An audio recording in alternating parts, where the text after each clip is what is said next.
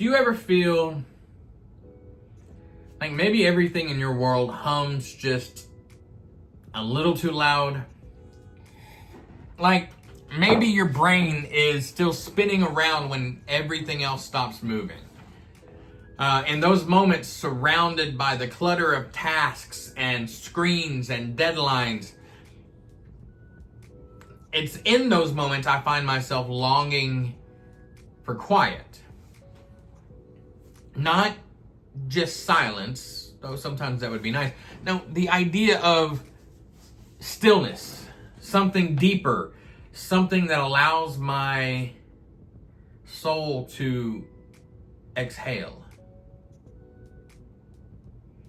And so I kind of want to find myself in a place like this. But lucky for me, when I got out, scrubbed all the soap from my eyes, and saw that it had gone to you, I was less panic. But she is now renamed, because you are wifey in my phone. And yeah, I love you.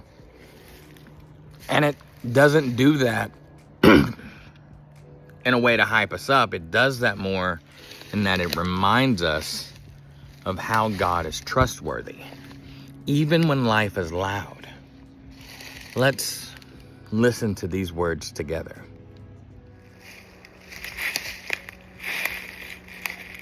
Tonight's psalm that we're going over does that without raising the volume up.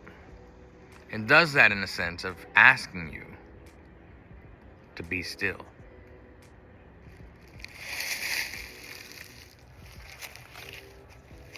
It's the kind that really doesn't demand anything of you, just allows you to be still. You know? Something that we tend to have an issue or a hardness finding. But there's a kind of silence that you can really only experience out here.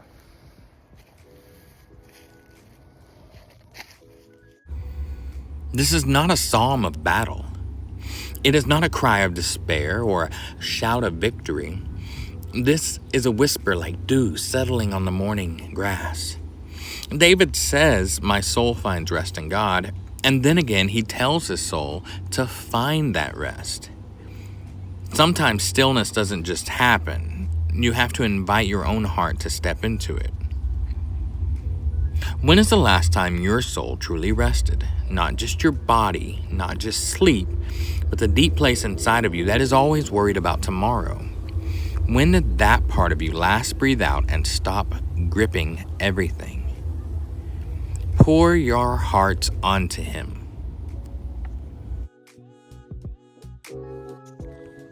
You see, David starts this section with the words, truly. There's no grounding here. There's no ceasing. He just says, truly. It's not wishful thinking. It's not saying maybe one day. It's saying now.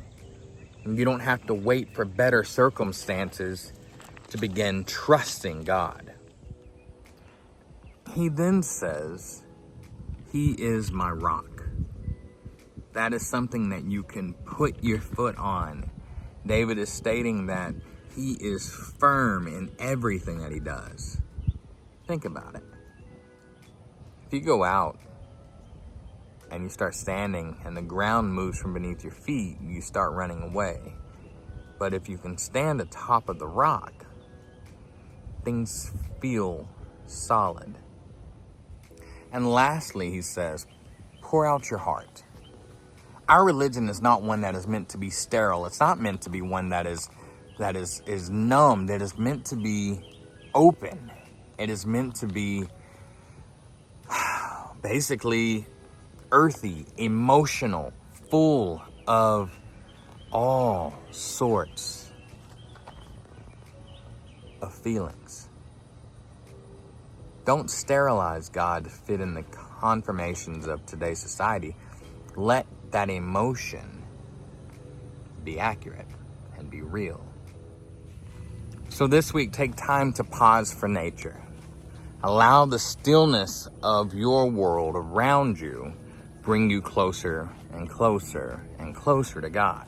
Write down those thoughts that you've been holding inside. Write them down and allow God's presence to take them away and pour your heart out so that He can guide you home.